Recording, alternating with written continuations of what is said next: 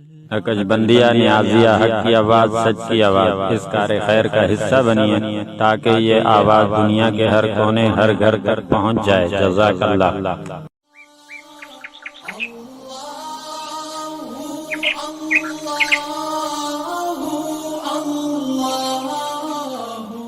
اعوذ باللہ من الشیطان الرجیم، بسم اللہ الرحمن الرحیم۔ یوم لا ينفع مال ولا بنون الا من اتى الله بقلب سلیم۔ صدق اللہ العظیم وصدق رسولہ النبی الکریم، ونحن علی ذلک لمن الشاہدین والشاکرین، والحمد للہ رب العالمین۔ اللہم صلی علی سیدنا محمد وعلی آل سیدنا محمد صلاۃ دائمۃ مقبولۃ تؤدی بها الناق العظیم۔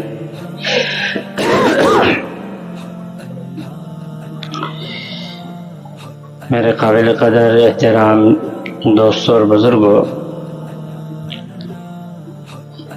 اللہ تبارک و تعالیٰ فرماتے ہیں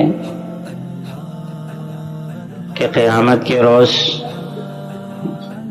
نہ تو کوئی مال فائدہ دے گا اور نہ ہی بیٹے فائدہ دیں گے، الا من اتی اللہ بقلب سلیم۔ اس آدمی کو فائدہ ہوگا جو اللہ تبارک و تعالیٰ کے پاس قلب سلیم لے کر آئے، صحیح سلامت دل لے کر کے آئے۔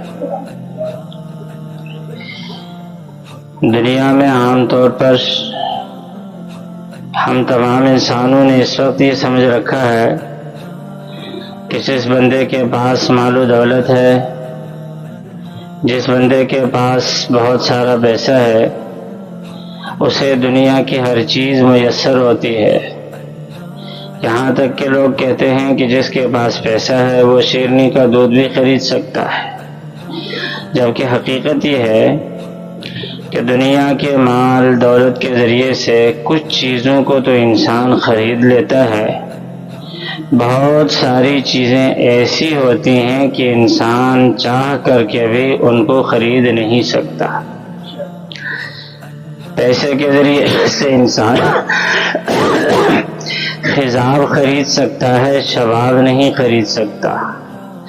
پیسے کے ذریعے سے انسان چشمہ خرید سکتا ہے، نظر نہیں خرید سکتا۔ پیسے کے ذریعے سے انسان دوا خرید سکتا ہے، صحت نہیں خرید سکتا۔ پیسے کے ذریعے سے انسان مکان خرید سکتا ہے، چین و سکون نہیں خرید سکتا۔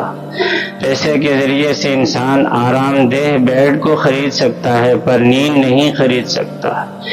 پیسے کے ذریعے سے انسان واہ واہ کرنے والے، نعرے لگانے والے، پوسٹر چھاپنے والے تو خرید سکتا ہے پر دل میں محبت کرنے والے نہیں خرید سکتا۔ تو ہم دنیا میں دیکھیں بہت ساری چیزیں ایسی ہوتی ہیں کہ جہاں پر انسان کے پاس پیسہ بھی ہے، شہرت بھی ہے، عزت بھی ہے، لیکن پھر بھی وہ انسان اپنے آپ کو ناکام اور ناتمام سمجھتا ہے۔ ہمارے ایک مشہور کرکٹر کرکٹ سے فارغ ہونے کے بعد جماعت میں لگ گئے۔ ان سے کسی نے انٹرویو لیا تھا، تو مختصر سا وہ انٹرویو بتا دوں۔ ان سے کسی نے پوچھا کہ آپ دنیاوی لائن کو چھوڑ کر کے دین کی لائن میں کیسے لگ گئے؟ کہنے لگے بھائی ہماری بیٹی بیمار ہو گئی، ہم نے پاکستان کے مہنگے مہنگے ہسپتالوں میں ان کا علاج کیا، ہر طرح کا اچھے سے اچھا ڈاکٹر چینج کر کے دیکھا، دوائی لے کے دیکھی، لیکن وہ ٹھیک نہیں ہوئی، انتقال ہو گیا۔ جبکہ ہمارے پاس دولت بھی تھی، ہمارے پاس شہرت بھی تھی، ہمارے پاس عزت بھی تھی، سب کچھ ہونے کے باوجود ہم اس کو موت کے آغوش سے نہیں بچا سکے۔ تو اس سے یہ بات ہمارے سامنے آئی کہ آج ہماری دولت، ہماری شہرت، ہماری عزت، ہماری بیٹی کے جان کو نہیں بچا سکی، تو کل یہ چیزیں ہمیں بھی نہیں بچا سکتی۔ جب انسان قبر جاتا ہے، قبر جانے سے پہلے ساری دولت اس کی دنیا کے اندر چھین لی جاتی ہے، یہاں تک کہ چشمہ پہنا ہوا ہے تو بچے کہتے ہیں کہ امام صاحب سے ذرا پوچھ لیں چاندی کا چشمہ تھا وہ اتارنا چاہیے یا کیا کرنا چاہیے؟ دانت لگے ہوئے چاندی کے دانت ہے، سونے کے دانت ہے، تو اس وقت مفتی صاحب یاد آ جاتے ہیں. مفتی صاحب سے پوچھ لیں بھائی اب مرنے کے بعد ان کو یہ دانت تو کام نہیں آئیں گے، نہ یہ نکالیں یا چھوڑ دیں. ایک ایک چیز آپ دیکھ لیں. بلکہ یہاں تک اللہ معاف کرے آیا ہے کہ کسی بندے کا انتقال ہوا اور انتقال کے بعد ایک بچے نے پیپر بنا کر مرے ہوئے انسان کے انگوٹھے لگوائے، اور یہ چیز بھی سامنے آئی ہے کہ بندے کو مر گیا، دفنا دیا، دفنانے کے بعد قبر کھول کر کے وہاں سے انگوٹھے لگوائے گئے. تو دنیا میں جو کچھ ہمارے پاس دولت ہے، ہم بظاہر سمجھتے ہیں ہمارے پاس دولت ہے تو سب کچھ ہمارا ہوگا. ایسا نہیں ہے دوستو.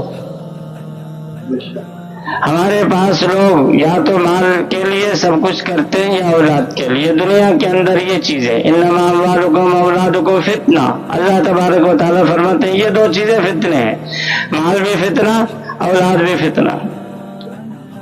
جو کچھ ہم اسرف کر رہے ہوتے ہیں یا معاشرے میں ہم کر رہے ہوتے ہیں، آج ہمارے تھانوں میں جائیے، آپ کورٹ میں جائیے، وہاں پر کیسوں کے انبار لگے ہوئے ہیں. کیا کسی نے کسی کی زمین ہتھیائی ہوئی ہے، کسی نے پلاٹ ہتھیا ہوا ہے، کسی نے کسی کی دکان پہ قبضہ کیا ہوا ہے، بھائی بھائی سے لڑ رہا ہے، چچا بھتیجوں کی چیزیں ہتھیانے کی کوشش کر رہے ہیں، کسی عورت کے شوہر کا انتقال ہوا، بیوہ کے نام کی جو وراثت ملنے والی ہے اس کو ہتھیانے کی کوشش کر رہے ہیں. سارے کا سارا فتنہ اگر آپ دیکھ لیں گے تو دنیا کے اندر یہی مال اور اولاد چاہ رہے ہوتے ہیں کہ بھائی اس کے اولاد کو نہ ملے، ہماری اولاد کو ملے. تو اللہ تبارک و تعالیٰ فرماتے ہیں کہ انسانوں دنیا میں تم لوگ جس فتنے میں پڑے ہوئے ہو، مال کے فتنے میں، اولاد کے فتنے میں، یاد رکھو مرنے کے بعد اللہ کے سامنے نہ تمہارا مال کام آئے گا نہ تمہاری اولاد کام آئے گی. ذوالقرنین جب مرا تھا تو اس نے وصیت کی تھی کہ میرا جنازہ بازار سے گزارو اور میرے کفن سے دونوں ہاتھوں کو باہر نکالو. کسی نے پوچھا ایسا کیوں؟ کہنے لگے تاکہ دیکھنے والوں کو عبرت ہو جائے کہ ذوالقرنین جس کی ساری دنیا میں حکومت تھی آج خالی ہاتھ قبر میں جا رہا ہے. آپ نے کفن کو دیکھا ہوگا، کفن کی کوئی جیب نہیں ہوتی ہے. یہ بتانے کے لیے کہ انسان نے جو کچھ کمایا دنیا کے اندر وہ چھوڑ کے چلا گیا، بغیر جیب کے کپڑا لے کر کے جا رہا، وہ بھی کسی اور نے دیا. تو اللہ تبارک و تعالیٰ سب سے پہلے ان دو چیزوں کی نفی کر رہے ہیں کہ انسانوں دنیا میں مال کی وجہ سے فتنے میں پڑتے ہو اور بچوں کی وجہ سے فتنے میں پڑتے ہو. معاشرے میں بیٹی کا حق بھی اٹھا کر کے بیٹے کو دے دیا جاتا ہے. اللہ فرماتے ہیں کہ یاد رکھو میدان حشر میں نہ تمہارا مال تمہیں کوئی فائدہ دے گا نہ تمہارے بیٹے تمہارے کوئی کام آئیں گے. اللہ مال کام نہ آیا، بیٹے کام نہ آئے تو پھر کیا کام آئے گا؟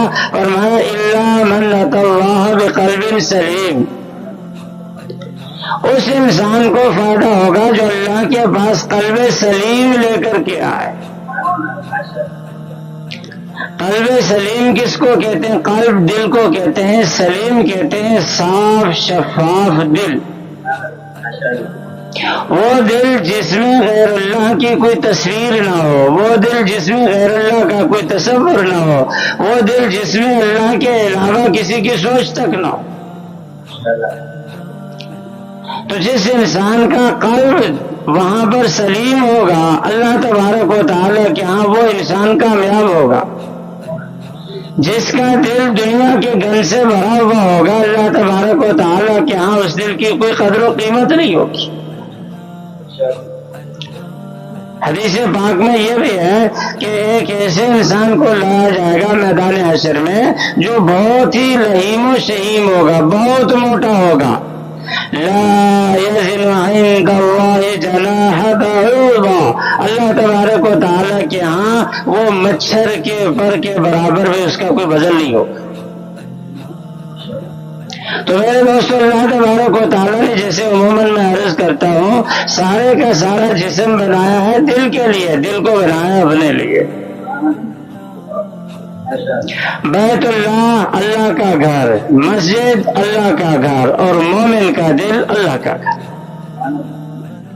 آج ہم اپنے مسجدوں کو صاف رکھنے کی کوشش کرتے ہیں، باقاعدہ بندہ رکھتے ہیں کہ بھائی ایک بندہ ایسا ہونا چاہیے جو مسجد میں جھاڑو پہنچا دے۔ گھر کی صفائی کا ہمیں خیال ہوتا ہے کہ گھر کی صفائی ہونی چاہیے، گھر والی خواتین کریں گی، نہیں تو باہر سے کسی کو رکھا جائے گا کہ بھائی جھاڑو پہنچا دینا ہے۔ مسجد حرام چلے جائے تو وہاں پر مسجد کی صفائی کے لیے ایک فوج رکھی ہوئی ہوتی ہے جو 24 گھنٹے مسجد کی صفائی میں لگے ہوئے وہ لوگ۔ تو دنیا کی ہر چیز کی صفائی کا ہم خیال رکھتے ہیں۔ ہمارے کمرے میں شیشہ لگا ہوا ہو، اس کے اوپر تیل کے دھبے ہوں، گرد لگے ہو، تو سب سے پہلے چہرہ دیکھتے ہوئے ہم کپڑے سے اس کو صاف کر دیتے ہیں۔ ہمارے ٹیبل کے اوپر شیشہ لگا ہوا ہو، اس پہ کسی نے کھانا کھایا، پانی گرا ہے، سالن گرا ہے، کوئی گندگی نہیں ہے، پھر بھی آتے ہی بیٹھنے کے بعد فوراً کہتے ہیں ارے اس کو تو صاف کر لو۔ ہم ہوٹل میں جاتے ہیں کھانا کھانے کے لیے، جیسے کرسی پہ بیٹھتے ہیں پہلی نگاہ ٹیبل پر پڑتی ہے، وہاں پر کسی نے پانی گرا ہے، پہلے کسی نے کھانا کھایا ہے، سب سے پہلے ویٹر کو آرڈر دیں گے، ارے ویٹر کہاں ہو، دیکھو یہ گند پڑا ہوا، اس کو صاف کر لو۔ دنیا کی ہر چیز کے صفائی کا خیال ہوتا ہے، لیکن اگر خیال نہیں ہے تو اپنے دل کی صفائی کا خیال نہیں ہے۔ معذرت کے ساتھ دل کو ذرا ہم جھانک کر کے دیکھیں، ساری دنیا کا گند پڑا ہوا ہوتا ہے۔ پہلے بھی غالباً یہ شعر میں نے سنایا تھا کہ چند تصویریں بتا، چند حبیبوں کے خطوط، چند تصویریں بتا، چند حبیبوں کے خطوط، بعد مرنے کے میرے گھر سے یہ سامان نکلا۔ ہمارے دل کو اگر کسی اللہ والے کے سامنے ہم پیش کر دیں تو دنیا کا سارا گند اس کے اندر پڑا ہوا ہے۔ یقین جانیے کسی کچرا کنڈی کے پاس سے جب انسان گزرتا ہے تو اس میں اتنا گند نہیں ہوگا جتنا ہمارے دل کے اندر پڑا ہوا۔ ہم پانی پیتے ہیں تو صاف گلاس تلاش کرتے ہیں، ہم دودھ پیتے ہیں تو صاف گلاس تلاش کرتے ہیں، ہم گنے کا جوس پیتے ہیں صاف گلاس تلاش کرتے ہیں۔ ہر چیز میں صفائی ہوتی ہے پر دل کی صفائی کا کوئی خیال نہیں ہوتا۔ یہ دل اللہ کی تجلی کا مقام ہے۔ بھائی جو اللہ کا بظاہر گھر ہے اس گھر کو ہم صاف رکھتے ہیں، تو جو اللہ نے ہمارے دل کے اندر گھر بنا ہے اس کو صاف کیوں نہیں رکھتے؟ جنید بغدادی رحمہ اللہ طواف کر رہے تھے، طواف کرتے دوران ایک بچی بے گزر ہوا، حرم پاک میں طواف کر رہی ہے اور عشقی اشعار پڑھ رہی ہے۔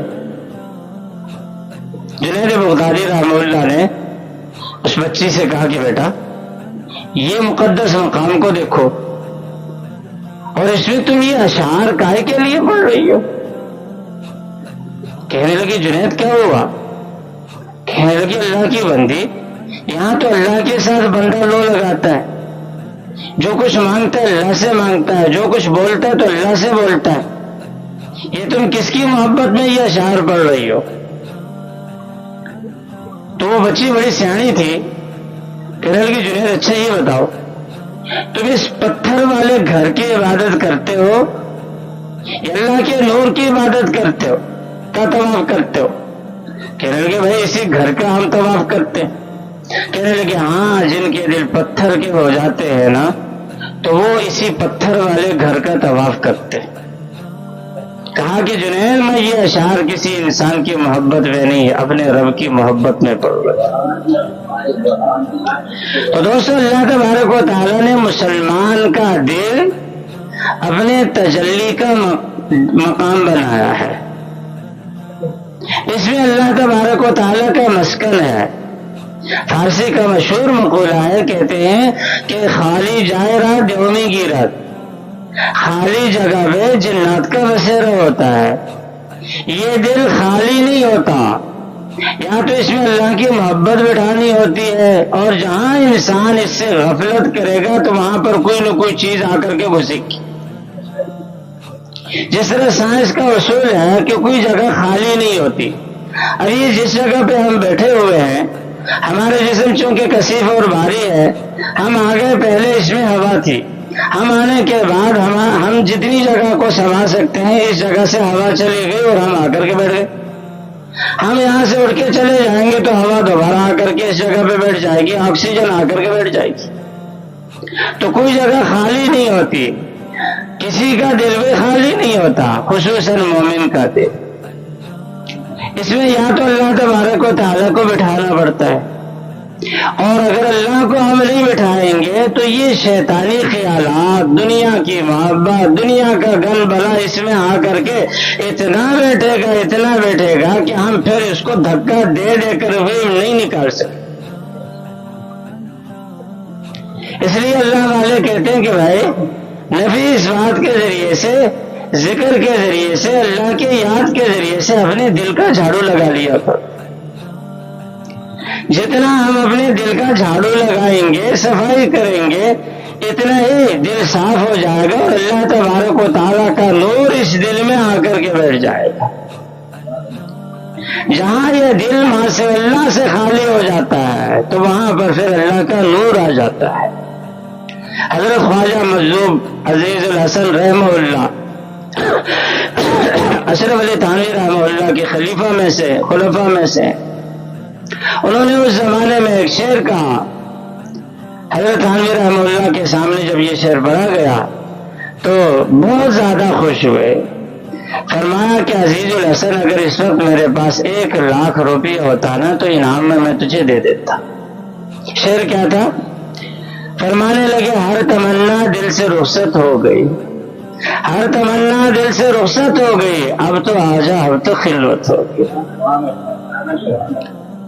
تو دوستو خلاصہ یہ ہے کہ ہم ہر چیز کی صفائی کا خیال رکھتے ہیں, اور جو اللہ کے نور کے تجلی کا مقام ہے, جو جگہ ہے, اس کی صفائی کا خیال نہیں رکھتے. اس کی صفائی کے لیے اللہ والوں کی صحبت, اللہ والوں کے پاس جا کر کے بیٹھنا, ان کی باتوں کا سننا اور ذکر کے ذریعے سے اپنے دل کی صفائی کرنا, یہ چیز ضروری ہوتی ہے. جب تک یہ ہم نہیں کریں گے دل کی صفائی نہیں ہوگی. اللہ تبارک و تعالی ہم سب کو قلب سلیم نصیب فرمائے اور اللہ کے سامنے فائدے کا کام کرنے کی توفیق دے. وآخر دعوانا